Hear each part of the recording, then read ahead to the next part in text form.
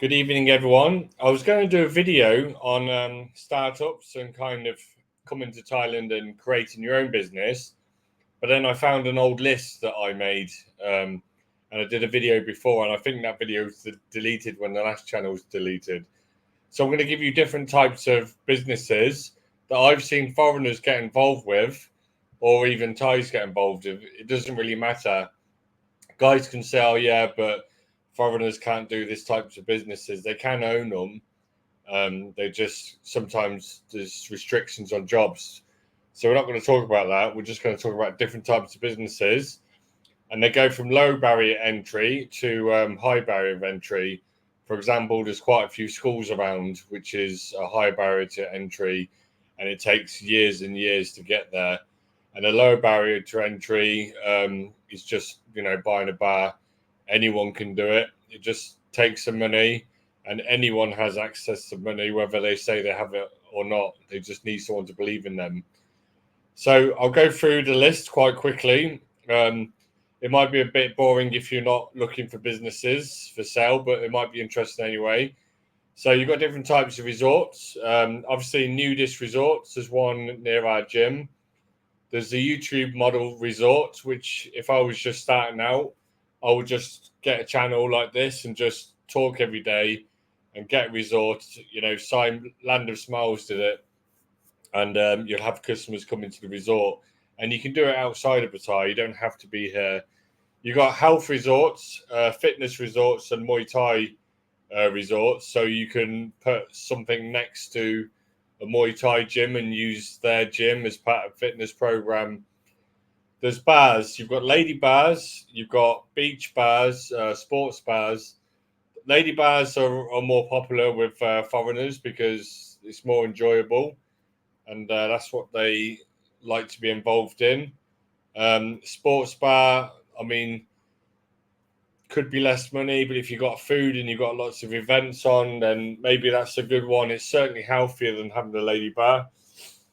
Guest house, that's a very common one. They're cheap to buy.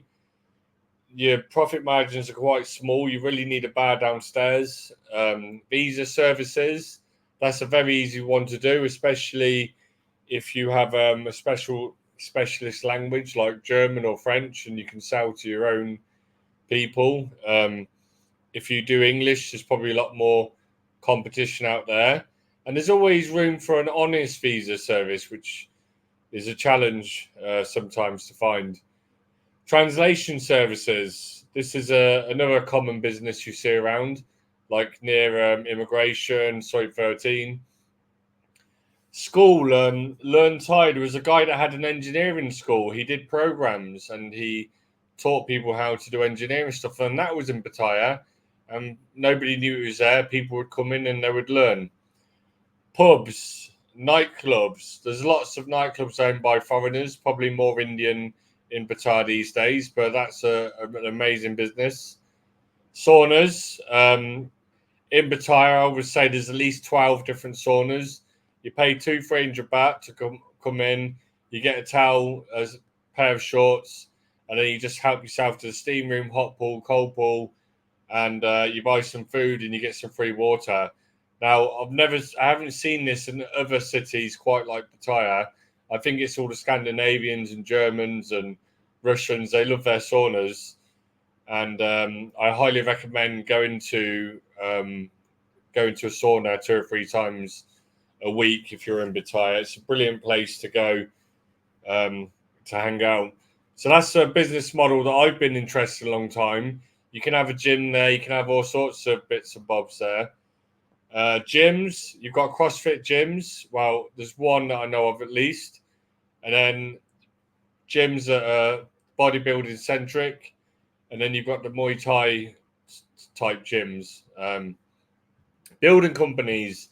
There's Farang around with electrical companies and windows, aircon companies, and actually doing building itself, just managing builders, because a lot of people out there, they want to speak to someone and they want to not get ripped off. And if they can trust a foreigner and they make goods, then it's worth paying a little bit extra money.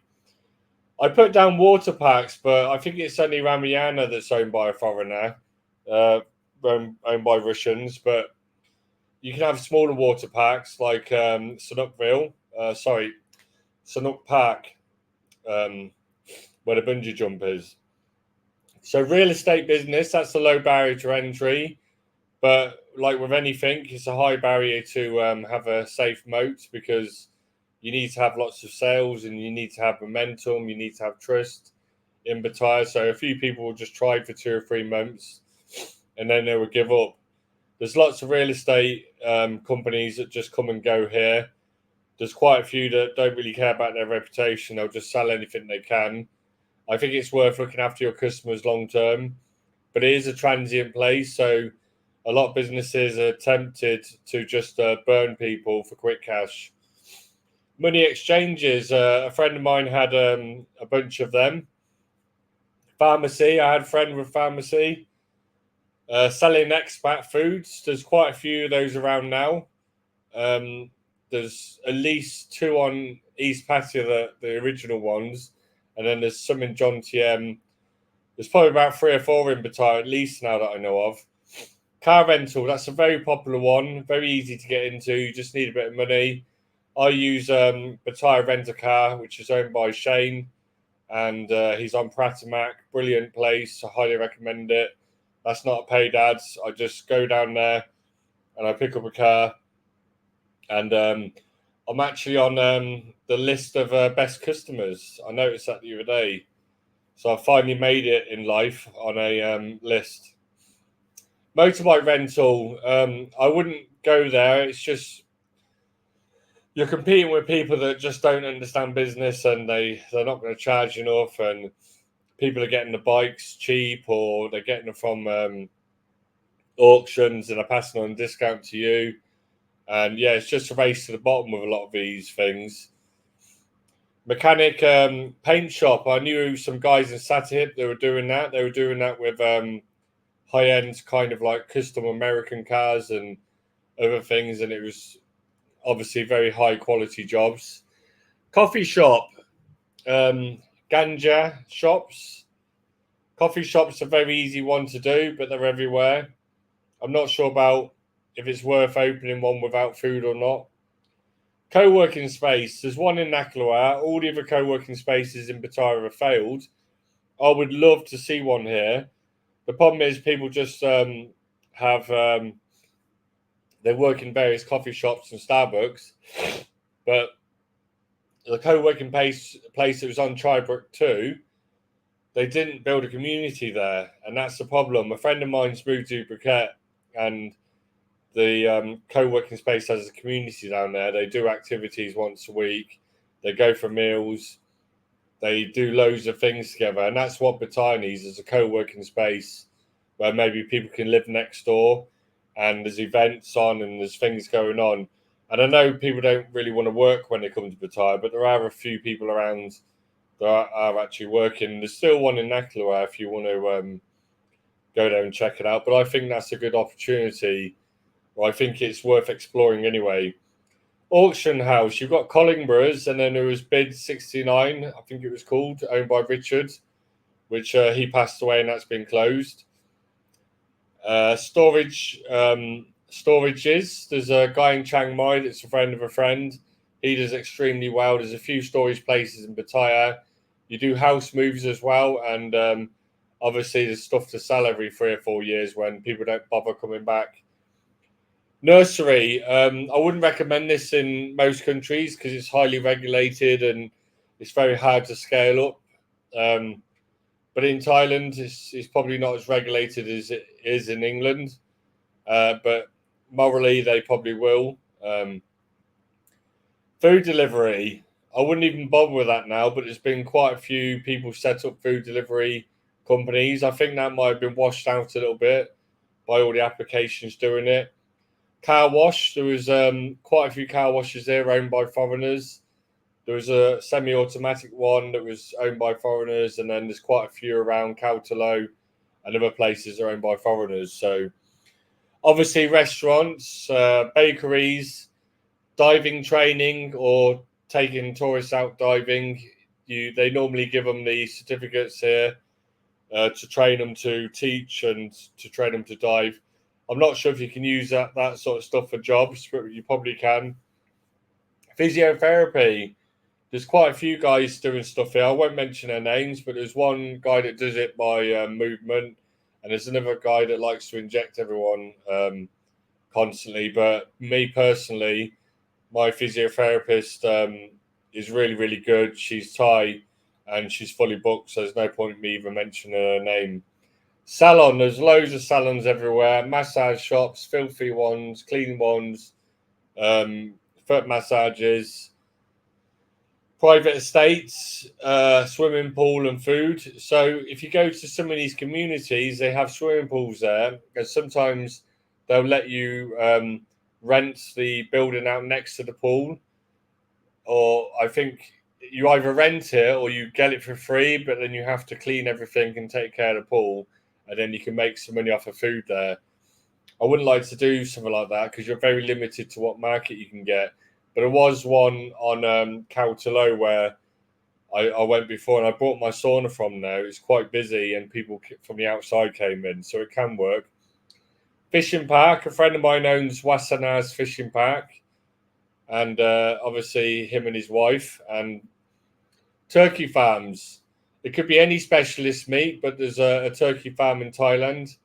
There's other countryside farms. SEO companies. You can make an SEO company here, and then you can have Farang salesmen and then sell it to somewhere like Australia. There are people here doing that. Website design and hosting. There's quite a few people doing that here. Obviously, you've got an arbitrage with if you sell to the UK, Australia, America, and you've got cheaper wages here. But obviously, it's harder to get good quality, and you'll probably be competing with India and other countries too, because you won't be the first one that thinks of that idea. And then you've got hotels, internet marketing companies, cleaning services, law firms, meat processing and packaging, pastrami, bacon, beef jerky. There's already companies doing that here. Doctors' clinics. Dr. Oliver, he's a Farang. He's a good guy. Dental, there's the German dental company owned by a German. Stem Cell, that was owned by an Australian guy. I think they're still going. Yoga training centres, there's loads of those around. Not so much in Pattaya, there's a few. They've got pole dancing as well. And there's another place that does gymnasts as well. So wellness resorts. I did mention that earlier. You got fasting, and then you got boot camp. But I just mentioned health earlier. Rehab and rehab aftercare. You got rehab in Sriracha, Chiang Mai. They're $1 million baht a month to stay there, 800,000 to $1 million. And then there's an aftercare place like in Sattahip called Hope House.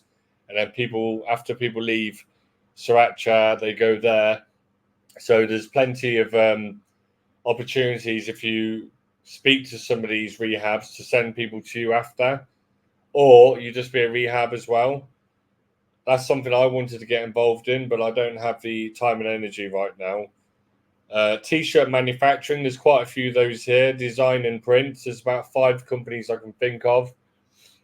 Signs, and a lot of them are raced to the bottom as well, just, cheapest in prices, and that's the way people think here. They don't care about the T-shirt supply going out of business. They just think about getting the cheapest T-shirt they can. So you've got sign, sticker, and banner and printing companies as well. They normally do all of it in one go. The big banner company was owned by a Farang before. Paragliding on Koh Lan, that's owned by a foreigner. Really good guy. Parachuting in Sriracha, owned by a foreigner.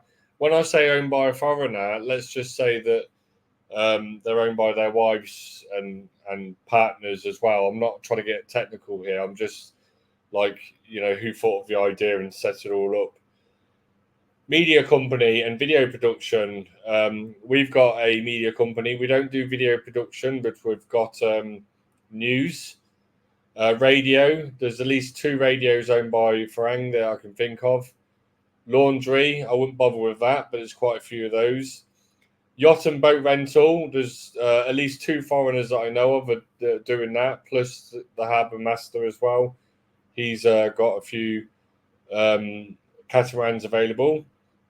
You can just set a website and contact all the captains, and you've got a business immediately.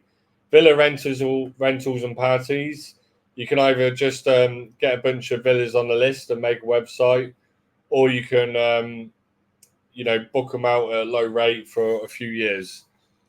So I just made a few more notes here. Specialist entertainment like DJs. Sometimes people want you to get a band in for an event. There was a friend doing that. Bungee jump, BB gun. There's quite a few gun places. Go-karting, motocross, ATV. There's a foreigner that owns those.